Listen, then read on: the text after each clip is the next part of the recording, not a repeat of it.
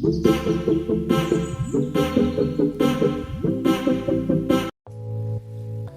Hello friends, welcome to my channel. ഞാനിന്ന് നിങ്ങളോട് പറയാൻ ഉദ്ദേശിക്കുന്നത് ഉത്തരാഖണ്ഡിലെ തന്നെ ഒരു പ്രധാന തീർത്ഥാടന കേന്ദ്രമായ ഗംഗോത്രിയെ പറ്റിയാണ്. ഗംഗോത്രിയെ പറ്റിയിട്ടുള്ളൊരു വീഡിയോ ഞാൻ ചെയ്തിട്ടുണ്ടായിരുന്നു. അപ്പോൾ ഞാൻ ഗംഗോത്രിയെ പറ്റി ഒരു ഫുൾ വ്യൂ നിങ്ങളെ കാണിച്ചിട്ടുണ്ടായിരുന്നു. പക്ഷേ അതിൻ്റെ ചരിത്ര പ്രാധാന്യത്തെപ്പറ്റി ഞാൻ നിങ്ങളോട് പറഞ്ഞിട്ടില്ല. അപ്പോൾ ആ ചരിത്ര പ്രാധാന്യത്തെപ്പറ്റി കൂടി നിങ്ങളെ അറിയിക്കുവാനാണ് ഞാനിപ്പോൾ ഈ വീഡിയോ ചെയ്യുന്നത്. എല്ലാവരും വീഡിയോ ആദ്യം മുതൽ അവസാനം വരെ കണ്ട് എൻ്റെ ചാനലൊന്ന് സബ്സ്ക്രൈബ് ചെയ്ത് ലൈക്ക് ചെയ്ത് കമൻറ്റ് ചെയ്യണം. അപ്പോൾ നമുക്ക് വീഡിയോയിലോട്ട് പോകാം.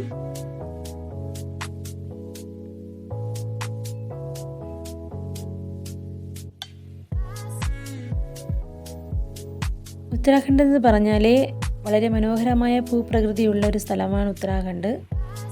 മലകളും കുന്നുകളും ഗംഗാനദിയും അതിൻ്റെ വശ്യസുന്ദരമായ സൗന്ദര്യവും ആസ്വദിക്കുവാൻ കഴിയുന്നതേ ഒരു വലിയ കാര്യമാണ്. അത്രയ്ക്ക് മനോഹരമായൊരു സ്ഥലമാണ് ഉത്തരാഖണ്ഡ്.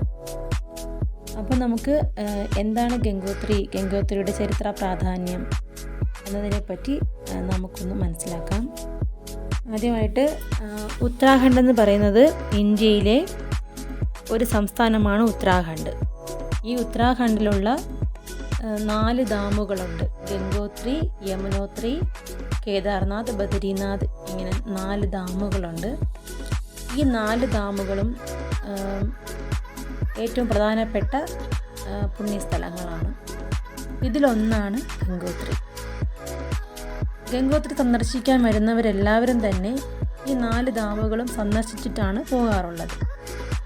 എല്ലാ വർഷവും ഒരുപാട് ജനങ്ങൾ വന്നു പോകാറുള്ള ഒരു പുണ്യസ്ഥലമാണ് ഗംഗോത്രി. അപ്പോൾ കൂട്ടുകാരെ, നമുക്ക് ഗംഗോത്രിയുടെ ചരിത്ര പ്രാധാന്യത്തെപ്പറ്റി ഒന്ന് അറിഞ്ഞാലോ? ഞാൻ നേരത്തെ പറഞ്ഞതുപോലെ ഇന്ത്യയിലെ ഉത്തരാഖണ്ഡ് സംസ്ഥാനത്തിലെ ഉത്തരകാശി എന്ന ജില്ലയിലുള്ള ഒരു പുണ്യസ്ഥലമാണ് ഗംഗോത്രി.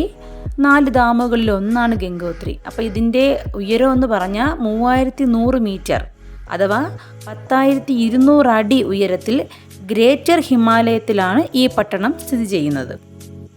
ഗംഗാനദിയുടെ ഉത്ഭവസ്ഥാനമായ ഭഗീരഥി നദിയുടെ ഉത്ഭവസ്ഥാനമാണ് ഗംഗോത്രി. ഒരു ജനപ്രിയ ഹിന്ദു ക്ഷേത്രം കൂടെയാണ് ഈ ഗംഗോത്രി.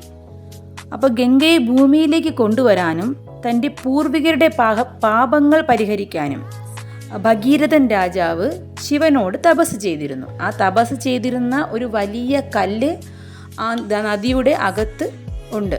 അപ്പം അവിടെ പോകുന്നവർക്കൊക്കെ ആ കല്ല് കാണാൻ കഴിയും. അവിടെ തപസ് ചെയ്തിട്ടാണ് ഗംഗാ നദിയെ ഭൂമിയിലോട്ട് കൊണ്ടുവന്നതെന്നാണ് ഐതിഹ്യം. ഇനി വേറൊരു ഐതിഹ്യം എന്ന് പറഞ്ഞാൽ, പാണ്ഡവർ ഇവിടെ മഹത്തായ ഒരു ദേവയജ്ഞം നടത്തി ഭാഗീരഥിയുടെ തീരത്ത് ഇത് കർമ്മങ്ങൾ അനുഷ്ഠിക്കുന്നത് പൂർവികരുടെ ആത്മാവിനെ പുനർജന്മ ചക്രത്തിൽ നിന്ന് മോചിപ്പിക്കുമെന്നും അതിലെ വെള്ളത്തിൽ പുണ്യസ്നാനം ചെയ്യുന്നത് വർത്തമാനകാലത്തിലെ മുൻജന്മ പാപങ്ങളെ ശുദ്ധീകരിക്കുമെന്നും വിശ്വസിക്കുന്നു. അപ്പോൾ ഇവിടെ എത്തുന്ന എല്ലാ തീർത്ഥാടകരും ഗംഗയിൽ സ്നാനം ചെയ്താൽ മുൻജന്മ പാപങ്ങളെല്ലാം തീർക്കുമെന്നുള്ള വിശ്വാസത്തോടെയാണ് അവിടെ സ്നാനം ചെയ്യുന്നത്. അപ്പോൾ നമ്മുടെ ഗംഗോത്രി എന്ന അതിപ്രസിദ്ധമായ ക്ഷേത്രം സ്ഥാപിച്ചത് 19-ാം നൂറ്റാണ്ടിലാണ്. അപ്പോൾ എല്ലാ വർഷവും ദീപാവലി ദിവസം മുതൽ അക്ഷയ തൃതീയ ദിവസം വരെ അത് അടച്ചിടും. അപ്പോൾ അക്ഷയ തൃതീയരെന്നാണ് നമ്മുടെ ഗംഗോത്രി വീണ്ടും തുറക്കുന്നത്. ഈ സമയത്ത് ഹസിലുള്ള മുഖുബ ഗ്രാമത്തിലുള്ള ഒരു ക്ഷേത്രത്തിലാണ് വിഗ്രഹം സൂക്ഷിക്കുന്നത്. അപ്പം ഞാൻ ആ മുഖുബ ഗ്രാമം കാണിച്ചായിരുന്നു. അവിടെ പോയിട്ട് അവിടെ ദേവിയുടെ രൂപം സൂക്ഷിച്ചിരിക്കുന്ന സ്ഥലവും കാണിച്ചു തന്നായിരുന്നു വീഡിയോയിൽ. അവിടെയാണ് സൂക്ഷിക്കുന്നത്. മുഖുബ ഗ്രാമത്തിലുള്ള പൂജാരികളാണ് കർമ്മങ്ങൾ നടത്തുന്നത്.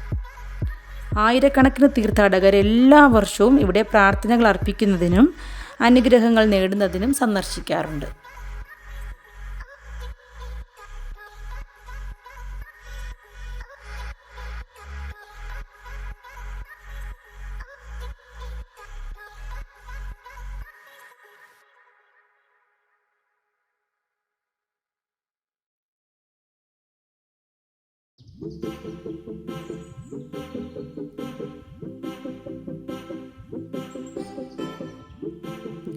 മെയ് മുതൽ ഒക്ടോബർ വരെയാണ് ക്ഷേത്രം തീർത്ഥാടകർക്കായി തുറന്നിരിക്കുന്നത്. അപ്പോൾ ഈ സമയത്താണ് ഇവിടെ ഭയങ്കര തിരക്കായിരിക്കും.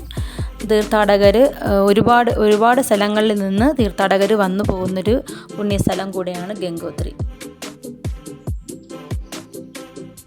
അപ്പോൾ കൂട്ടുകാരെ, എല്ലാവർക്കും എൻ്റെ ഈ വീഡിയോ ഇഷ്ടപ്പെട്ടു കാണുമെന്ന് ഞാൻ പ്രതീക്ഷിക്കുന്നു. എനിക്ക് ഗംഗോത്രിയെ പറ്റിയുള്ള ഒരുപാട് അറിവും ജ്ഞാനവും ഒന്നുമില്ല. ഞാൻ ഇവിടെയുള്ള ആൾക്കാരോട് കേട്ട് മനസ്സിലാക്കിയതും പിന്നെ ഞാൻ കണ്ടറിഞ്ഞ കാര്യങ്ങളുമാണ് ഞാൻ നിങ്ങളോട് ഷെയർ ചെയ്തത്. അപ്പോൾ ഇനി അടുത്തൊരു വീഡിയോയുമായിട്ട് കാണാം. എല്ലാവരും എൻ്റെ ഈ വീഡിയോയ്ക്ക് ലൈക്ക് ചെയ്ത് ഷെയർ ചെയ്ത് സബ്സ്ക്രൈബ് ചെയ്ത് സപ്പോർട്ട് ചെയ്യണം. Okay, thanks for watching.